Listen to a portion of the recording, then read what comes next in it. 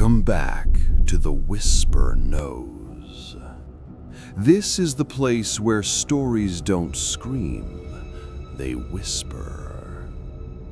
Tonight's question is simple, and once you hear it, you won't be able to unhear it. Keep your screen dim, keep your room quiet, and if you hear a hiss in the silence, don't rush to turn it off, because tonight's story starts the way most nightmares do, with something so ordinary you've ignored it your entire life: static. What if it's true that you can hear the future in static noise? Not in a poetic way, not in the "your mind fills in patterns" kind of way, but literally. What if the hiss between stations isn't empty? What if it's crowded with moments that haven't happened yet, waiting for someone to listen hard enough to understand them? Jonah Hart never cared about noise. He was a late-night audio engineer for a small public radio station, one of those places that still smelled like warm dust and old foam panels, where the clocks ran a minute fast and the coffee pot was always burnt. His job was simple: clean up recordings, balance levels, trim dead air. He spent his nights in a windless room, staring at waveforms and listening for mistakes most people would never notice. He liked the quiet parts, the breaths between sentences, the subtle hum of a room tone, the emptiness that proved something was real. So when Jonah started hearing words in static, he assumed his ears were tired. It began on a Tuesday at 3:07 a.m. He was editing a caller segment, harmless, sleepy voices sharing stories about hometown legends. At the end of the file, after the last caller hung up, there was the usual hiss, a soft blanket of static that meant the line had gone dead. Jonah highlighted the tail end to trim it, and froze. Because beneath the hiss, faint but unmistakable, was a voice. Not on the phone line, not in the studio, inside the static itself. "Don't take the bridge," it whispered. Jonah sat back, his skin prickling. He played it again. The hiss, the faint whisper. "Don't take the bridge."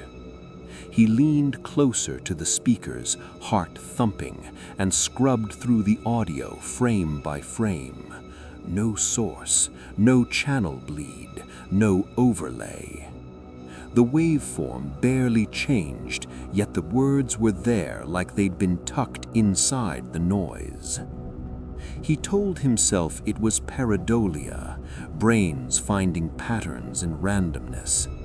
He had read about it, even joked about it. People heard ghosts in white noise all the time. So Jonah did what he always did when something bothered him. He tested it. He pulled up an old recording, a weather report from 2 months ago. At the end, static. He boosted the gain and listened. At first, nothing. Then, a soft cluster of syllables, almost like a radio voice struggling to push through a storm. "3 cars," the static whispered. Jonah frowned. He played it again. 3 cars, 1 red. His stomach tightened. He hadn't heard those words before.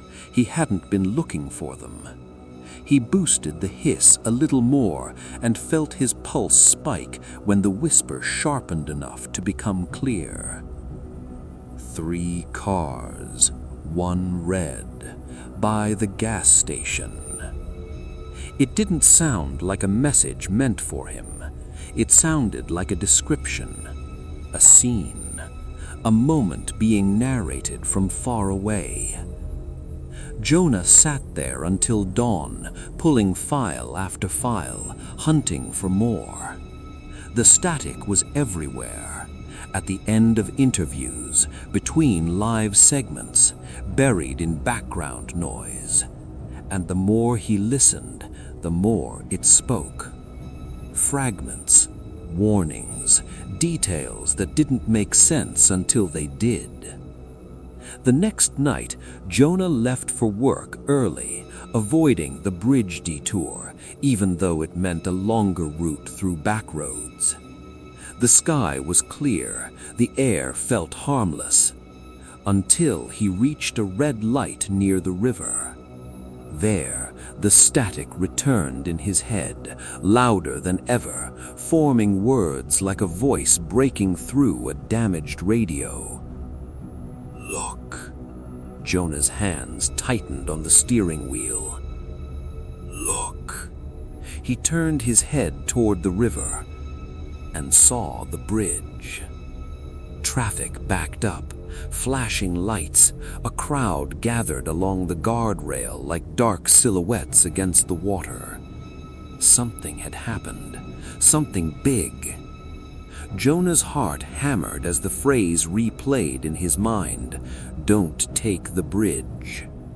He had listened, he had obeyed, and he was alive because of it. He sat there staring at the flashing lights, and the realization settled into his bones with terrifying clarity. The static wasn't just showing him the future, it was selecting it.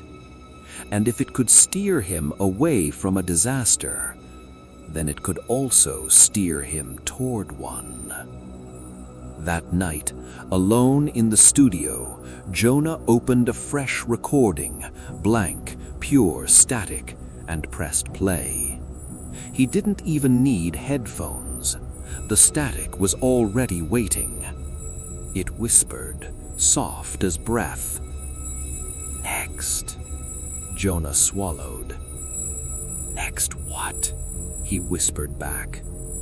The moment the words left his mouth, the static surged, hissing louder, sharper, like 1,000 tiny needles against his ears. And within it, a new voice emerged, not whispering, screaming. A woman's scream, raw, sudden, close. Then metal tearing. Then Jonah's own voice, distorted and terrified, shouting a single word he didn't remember saying. "Stop!" Jonah ripped his headphones off, shaking. His hands fumbled for the pause button, but the sound kept going for a beat longer than it should have, like the recording was playing inside his skull. Then silence. Jonah stared at the blank waveform on the screen. He checked the file. The timestamp for the scream didn't exist. There was nothing recorded there, just static. And Jonah realized with a sinking certainty that the future he'd been hearing wasn't just a glimpse, it was an invitation. And now that he had answered, it could hear him too. Jonah didn't go home after the scream. He couldn't. The station felt wrong, but outside felt worse, like the entire city had shifted half an inch out of alignment. He stayed in the booth, lights dimmed, monitors glowing softly in the dark. The blank recording still sat open on the screen, waveform flat, innocent, but he could still hear it, the echo of his own voice screaming, "Stop!" He didn't remember saying it, which meant one of two things. Either the static was lying, or he hadn't reached that moment yet. Jonah's breathing slowed as the realization unfolded. The static hadn't predicted a random accident before. It had predicted specific events he could verify. The red car, the delayed ambulance, the bridge. It had been accurate. So the scream he heard, the tearing metal, his own voice, That was still coming. Jonah leaned forward slowly and pressed record again. The hiss filled his headphones immediately, thick and immersive. He didn't wait for words this time. He focused, letting the sound expand in his mind the way it had begun to over the past week. The static shifted. He felt it more than heard it, like pressure building in his skull. Then the whisper returned. Closer. Jonah's throat tightened. Closer to what? The hiss sharpened, breaking into fractured syllables. 14 minutes. His pulse spiked. 14 minutes until what? The static surged, and then silence. Not absence of sound, absence of everything. The hiss cut out so cleanly it felt like the world had blinked. Jonah tore off his headphones. The studio lights flickered. His monitors went black. The room was swallowed by darkness. He stood up abruptly, heart racing, fumbling for his phone's flashlight. The beam cut through the studio, illuminating foam panels and cables like a stage set abandoned mid-performance. The power outage had been predicted earlier that week, but not tonight. Jonah's ears rang. Then, slowly, the static came back. Not through speakers, through the walls, through the wiring, through the building itself. A low electrical hiss crawling along every surface. He backed towards the door, and then the emergency lights snapped on, dim and red, casting the studio in a warning glow. His phone buzzed. Unknown number. He didn't answer. It buzzed again and again. Finally, he swiped to accept, pressing the phone to his ear. Silence. Then static, and beneath it, his own breathing, not current, faster, panicked, the version of him from the scream. "Jonah," the voice gasped. It was unmistakably his. "You don't have 14 minutes." The call ended. Jonah's mind raced. The static wasn't just narrating events, it was looping them, layering moments out of order. He checked the studio clock, 3:26 a.m. He didn't know what had started at 3:12. He didn't know what ended in 14 minutes, but he knew where he was supposed to be. The bridge, the one he had avoided, the one he had survived by not taking. If the future could branch, if his choices altered it, then maybe the scream he heard wasn't inevitable. Maybe it was conditional. Jonah grabbed his keys and ran. The parking lot outside the station was empty, slick with faint humidity but no rain. The sky above was calm, unnervingly calm. As he drove, the static filled his car stereo uninvited. He hadn't turned the radio on. He hadn't touched anything. It just bled in. Right, right, right. Jonah gripped the wheel tighter. Right where? The GPS screen flickered. For a second, the route recalculated on its own, and it pointed towards the bridge. Jonah's chest tightened. No! The static hissed louder. Right. He took the next left instead. The stereo crackled violently. Wrong. His hands shook. The red light near the river came into view again. This time, traffic was clear. No flashing lights, no backup. The bridge stood silent, stretching across dark water like a rib cage. Jonah's phone vibrated again. Unknown number. He didn't answer. The static screamed through the speakers now, painfully loud. "Stop!" The same scream from the recording. The same tearing metal. And suddenly, headlights blinded him from the side. A truck barreled through the intersection, horn blaring. Jonah slammed the brakes instinctively. Time fractured. The truck missed him by inches, roaring past in a blur of steel and fury. His heart pounded against his ribs. If he hadn't hesitated, if he hadn't listened, he would have driven straight into it.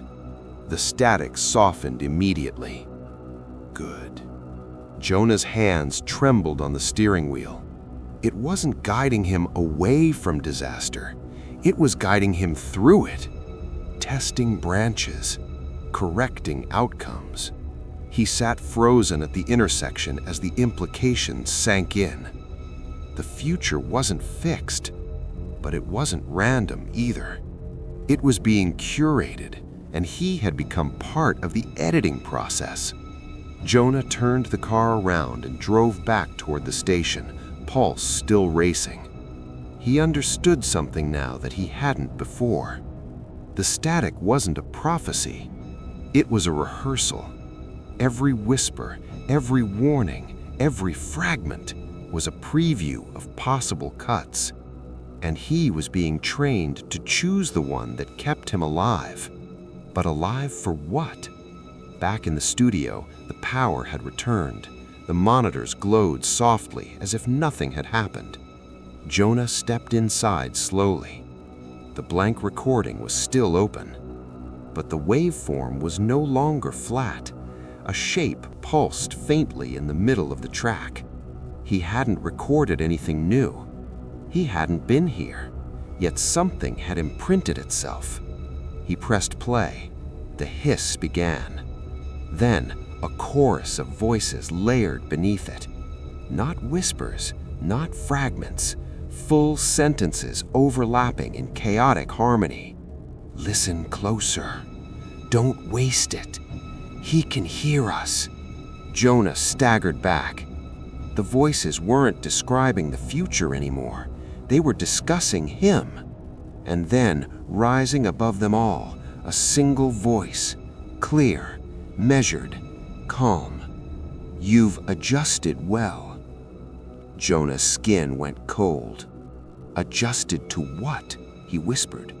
The static didn't hesitate. To editing. The room felt smaller, tighter. What am I editing? The hiss deepened, forming words with surgical precision. Probability. Jonah stared at the speakers. You mean I'm changing the future? No.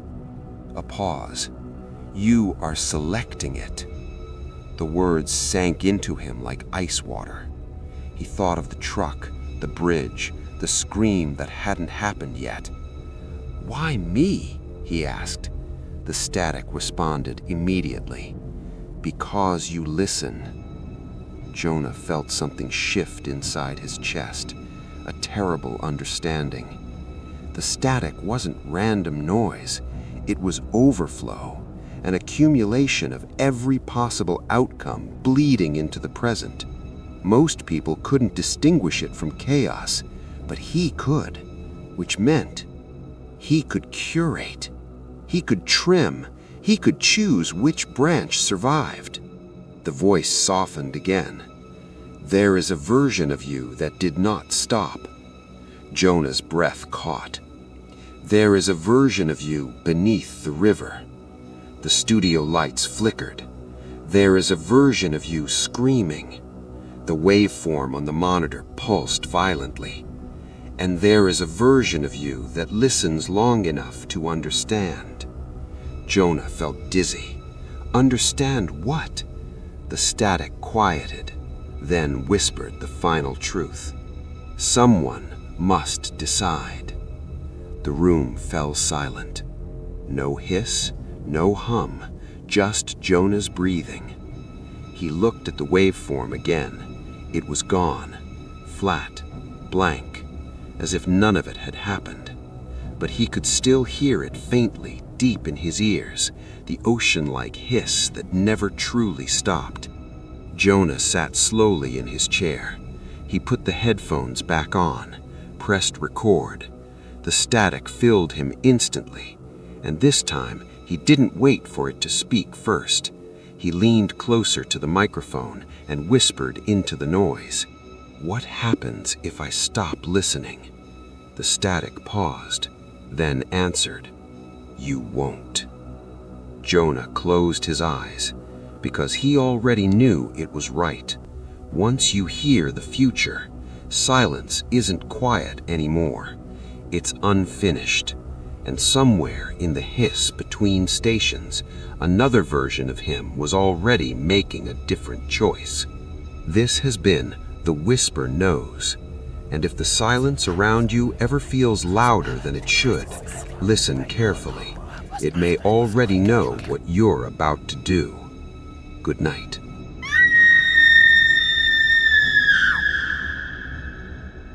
Subscribe if you dare to listen.